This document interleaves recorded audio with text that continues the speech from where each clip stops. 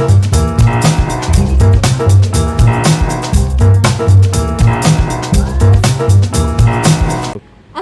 warahmatullahi wabarakatuh. Shalom, Om Swastiastu, Namo Buddhaya, salam kebajikan, salam sejahtera untuk kita semua.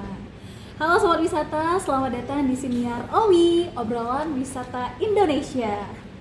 Bertemu kembali dengan saya Rini Sartika Nasution yang kali ini mempersiapkan sajian menarik untuk kita semua, yaitu isu terhuhuhaha alias terpanas seputar wisata Indonesia. Kali ini kita akan menyorot salah satu kawasan wisata super prioritas, yaitu Geopark Danau Toba. Ayo, siapa nih yang udah pernah ke Danau Toba? Atau masih ada yang belum pernah ke sana ya? Nah, buat yang belum pernah ke sana, ini wajib banget ke sana ya. Karena kalian akan jawab apa kalau suatu saat malaikat nanya udah pernah ke Danau Toba apa belum? Ya, ntar disuruh hidup lagi gitu ya.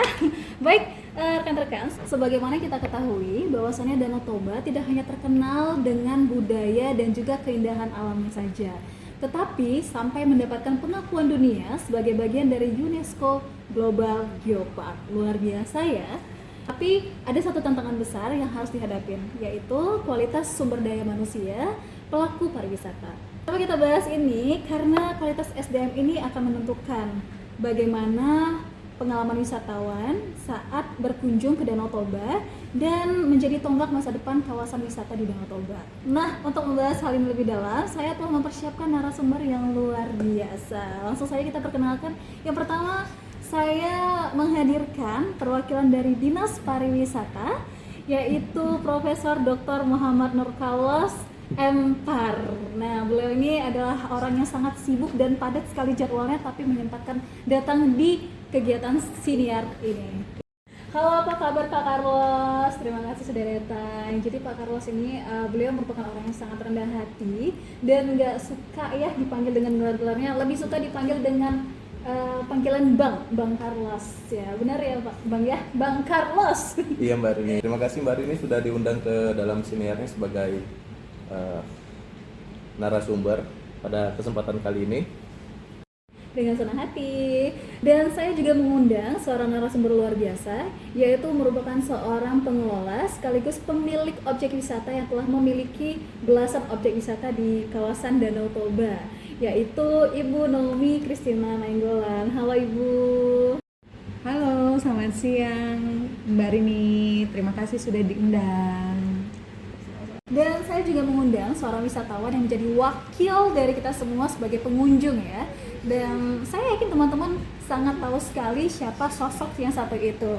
Siapa lagi kalau bukan Mbak Sari, merupakan seorang influencer bidang pariwisata yang selalu membagikan momen jalan-jalannya pada akun Instagram Jalan Bareng Sari. Pasti teman-teman pada tahu ya. Halo Mbak Sari.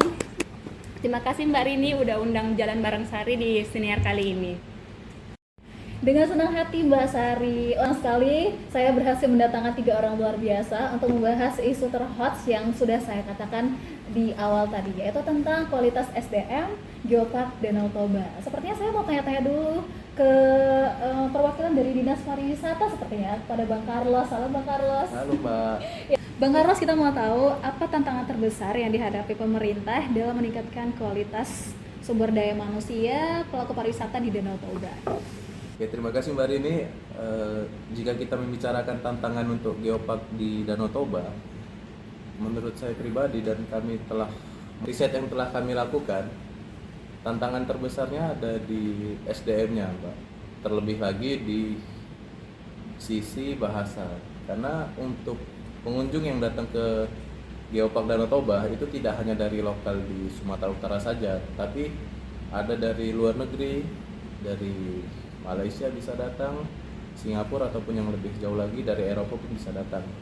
Jadi ketika para pengunjung itu datang, Mbak, kebanyakan dari SDM yang ada di Geopark Danau Toba, mereka menggunakan bahasa daerah, Mbak. Jadi terkendala di bahasa. Begitu pula dengan lokal yang ada di Indonesia, ketika ada orang dari Jawa, dari Kalimantan ataupun dari Sulawesi datang, kebanyakan SDM yang ada di Geopark Danau Toba mereka menggunakan bahasa daerah yang ada di situ. Jadi terjadi miskomunikasi. Ya, berarti inti tantangannya banyak dari segi komunikasi ya. Maka apa upaya pemerintah untuk mengatasi tantangan tersebut? Apakah ada program-program khusus yang telah terlaksana atau yang akan dilaksanakan? Baik, terima kasih Mbak Rini. Kalau dari pemerintah Itu mengenai udah masuk program sampahnya. ataupun pelatihan yang akan dilakukan untuk menangani tantangan tersebut, kita sudah menyediakan sebenarnya Mbak Rini untuk melakukan pelatihan bagi masyarakat sekitar, terlebih lagi kepada pelaku usaha seperti front office ataupun yang lainnya, yaitu pelatihan bahasa Indonesia yang baik. Kemudian ada juga pelatihan bahasa asing, yang mana kita fokuskan yaitu di bahasa Inggrisnya Mbak Rini. Karena menurut kami yang paling urgent sebenarnya dalam pelatihan bahasa Inggris untuk saat ini adalah interaksi dasar. Karena jangan sampai ketika ada wisatawan asing datang, untuk melakukan interaksi dasar saja tidak bisa. Itu yang sangat kita takutkan. Berarti selalu ada pelatihan yang dilaksanakan secara rutin untuk para pelaku wisata ya, agar bisa mengelola objek wisatanya dengan baik seperti itu Pak ya. Iya, benar sekali Mbak Rini. Luar biasa. Dan sekarang kita ingin tahu perspektif dari pengelola atau pengusaha objek wisata itu sendiri. Kepada Ibu Nomi. Terima kasih Mbak untuk pertanyaannya. Tadi Mbak bertanya mengenai kendala ya. Mungkin berkesinambungan ya jawabannya dengan Mas Carlos tadi yang mengatakan soal bahasa. Jadi ternyata ada beberapa kendala dari SDM yang kami temui di lapangan. Itu yang pertama yang sangat krusial itu mengenai bahasa Mbak. Kita tahu ya Mbak bahwa wisatawan yang datang ke Danau Toba itu bukan hanya wisatawan domestik tetapi juga wisatawan mancanegara. Kalaulah kita melihat di SDM di lapangan, yang pertama itu ya dari sisi bahasanya Mbak. Banyak masyarakat lokal yang sebenarnya semangat terlibat di dalam pariwisata, tetapi keterampilan mereka cukup terbatas. Mereka masih terbatas dalam berkomunikasi dengan wisatawan, khususnya wisatawan mancanegara. Itu yang pertama. Yang kedua, soal pelayanan dan sikap kerja Mbak. Misalnya, cara mereka menyapa, memberikan informasi, atau melayani tamu, itu kadang-kadang belum sesuai dengan standar hospitality internasional. Padahal wisatawan itu kita tahu ya, biasanya mereka menilai destinasi itu dari keramahan dan profesionalitas dari orang-orangnya. Dan yang ketiga itu pemahaman tentang kebersihan dan kelestarian lingkungan Mbak. Kelestarian lingkungan di destinasi pariwisata khususnya Danau Toba itu masih perlu ditingkatkan.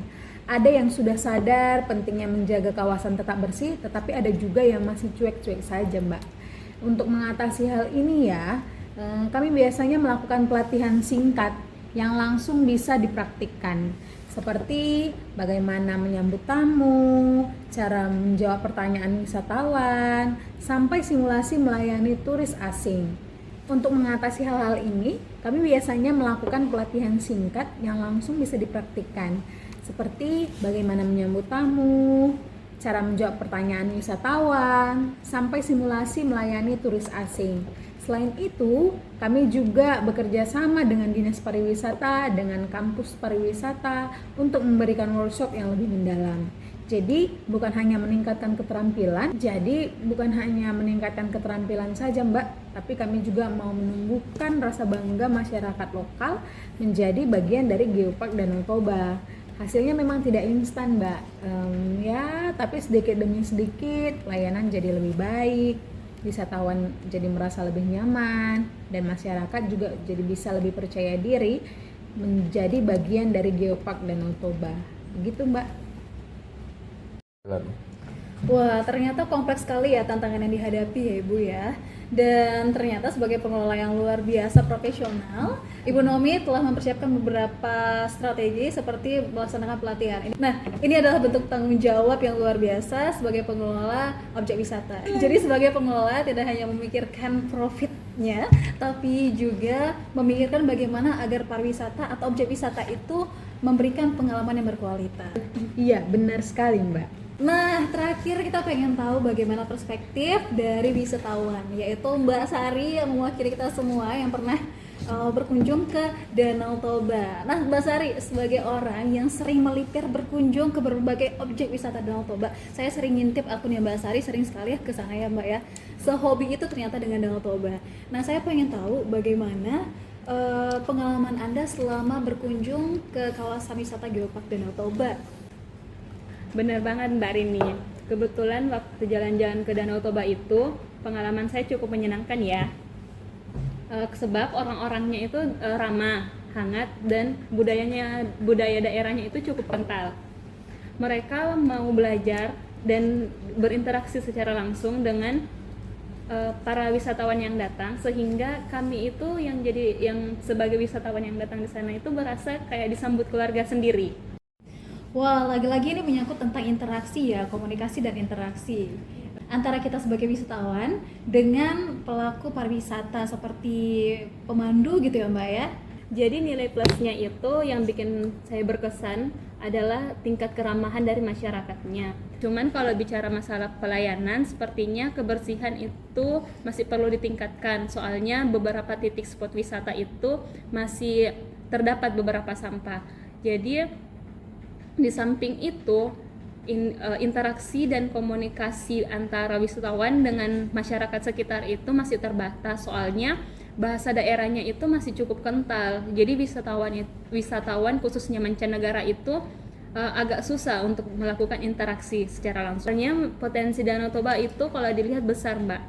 Jadi kita harap destinasi Danau Toba itu berkelas dunia yang nggak kalah saing dengan tempat-tempat wisata yang ada di internasional. Kalau gitu, kalau misalnya di rating nih atau dinilai dari keseluruhan pengalaman Mbak Sari jalan-jalan di Geopark Danau Toba, apakah pengalaman itu sudah cukup memenuhi ekspektasi atau belum?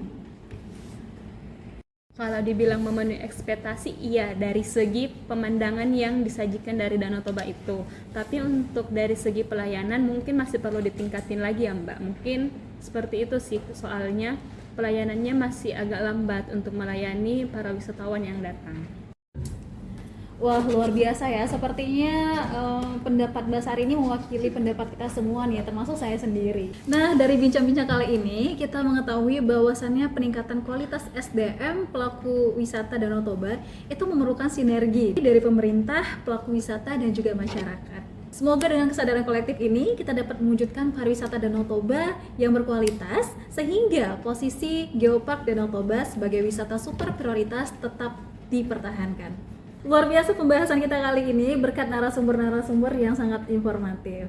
Masih banyak lagi isu-isu panas yang harus kita bahas, yang seru untuk dibahas, tapi sayangnya kita harus dipisahkan oleh waktu. Terima kasih telah menonton Siniar Owi, obrolan wisata Indonesia. Saya Rini Sartika Nasution bersama narasumber luar biasa, ada Bang Carlos, ada Ibu Naomi, dan Mbak Sari. Pamit undur diri. Assalamualaikum warahmatullahi wabarakatuh. Sampai jumpa.